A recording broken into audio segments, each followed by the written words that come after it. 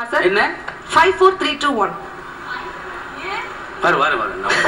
பதறாதீங்க. ஏதோ பின்கோடுலாம் இல்லங்க. 5 4 3 2 1 5 இலக்க சம்பளம், 4 சக்கர வாகனம், ட்ரிபிள் பெட்ரூம் வீடு, 2 குழந்தை, ஒரே ஒரு பொண்டாட்டி என்று வாழ்பவன் தான் இந்திய இளைஞங்க.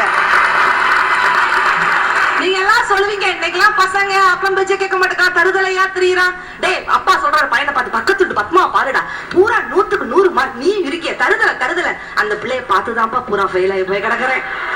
எங்க அப்பம் பேச்ச கேட்க மாட்டான்னு சொல்றீங்க. என்னுடைய இளம் தலைமுறை அப்பம் பேச்ச கேட்க மாட்டாங்க தான். ஆனா அப்பனுக்கு ஒரு பிரச்சனைனா எவன் பேச்ச கேட்க மாட்டான். அதுதான் இன்றைய இளம் தலைமுறைங்க. அந்த காலம் தெரியும். அந்த காலத்துல என்ன இருந்துச்சு சார்? என்ன இருந்துச்சு? டிவி இருந்துச்சா, கட்டில் இருந்துச்சா, மெத்த இருந்துச்சா, ஃப்ரிட்ஜ் இருந்துச்சா, வாஷிங் மிஷின் இருந்துச்சா, கார் இருந்துச்சா? நீங்க அந்த காலம் என்று தீர்ப்பு கூறினால், நடுவுலவர்களே, உங்களுடைய இனோவா காரை இந்த கல்லூரிலேயே விட்டு செல்ல வேண்டும். மாட்டு வண்டியில் தான் நீங்கள் செல்ல வேண்டும் என்பதை மட்டும் நினைவில் கொள்ள வேண்டும். சார், பெண்கள் இவ்வளவு தூரம் இன்னைக்கு ரசிச்சிட்டு இருக்காங்கல்ல, அந்த காலத்துல நான் சொன்னேன், பாகக்காய் விற்கும் பெண்கள் எல்லாம் இன்னைக்கு பறக்கும் விமானத்துல சென்றுட்டு இருக்காங்களே, இன்றைக்கு உலக அளவுல அதிகமாக பெண் பைலட்ஸ் இருக்கக்கூடிய ஒரே நாடு நம் இந்திய நாடுதான் அப்படின்னு சொன்னா பெருமைப்படல சார்.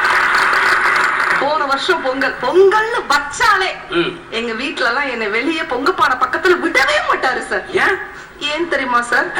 என்ன நாட்டு சக்கரன்னு நினைச்சு தூக்கி உள்ள போட்டுருவாங்களா சார்? அதே போல அந்த கல்யாண வீட்டுல சாம்பார் வச்சுக்கிட்டு இருக்கும்போது இவங்க அப்பா போயிருக்காரு, தூக்கி சாம்பாருக்குள்ள போட்டாங்க. அவரு அவங்க ஊர்லயே பெரிய பருப்பு